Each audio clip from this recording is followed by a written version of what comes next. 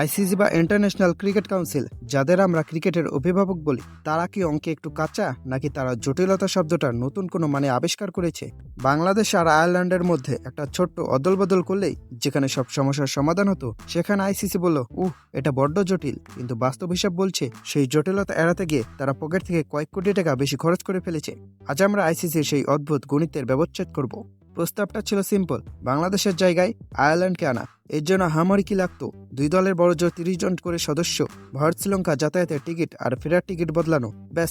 বিশেষজ্ঞরা ক্যালকুলেটর চেপে দেখেছেন এই পুরো যজ্ঞ শেষ করতে খরচ হতো বড় জোর $57,000, অর্থাৎ একটা মাঝারি মানের লাক্সারি গাড়ির দামের সমান। আইসিসি চাইলে এটা তুড়ি মেরে করতে পারত, কিন্তু তারা আমাদের বোঝালো, না ভাই, এটা অনেক ঝামেলার কাজ। জটিলতা এড়াতে গিয়ে আইসিসি কি করলো? তারা শেষ মুহূর্তে দাওয়াত দিল স্কটল্যান্ডকে, আর এই শেষ মুহূর্তে দাওয়াত রক্ষা করতে গিয়ে যা হলো তাকে বলে স্রেফ টাকার শ্রাদ্ধ।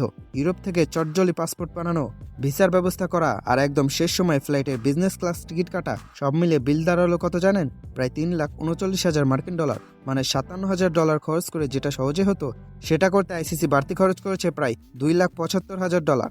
বাংলা টাকায় যার হিসাব করলে আপনার মাথা ঘুরে যাবে। সাশ্রয়ী পথ ছেড়ে কেন এই ব্যয়বহুল বিলাসিতা? আইসিসি কি তবে জটিলতার আড়ালে পকেটের টাকা খরচ করার উৎসবে মেতেছে?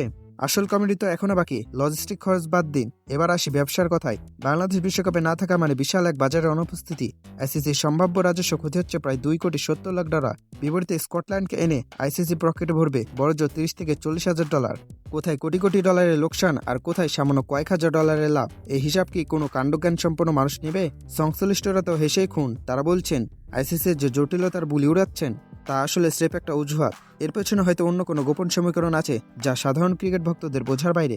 সহজ কথা হলো, আইসিসি যা করেছে তা না লজিকের সাথে মিলে, না হিসাবের সাথে। $57,000 সমাধান ছেড়ে $3,00,000 খরচ করেছে, আর ওদিকে $2,70,00,000 রাজস্ব হাতছাড়া করেছে।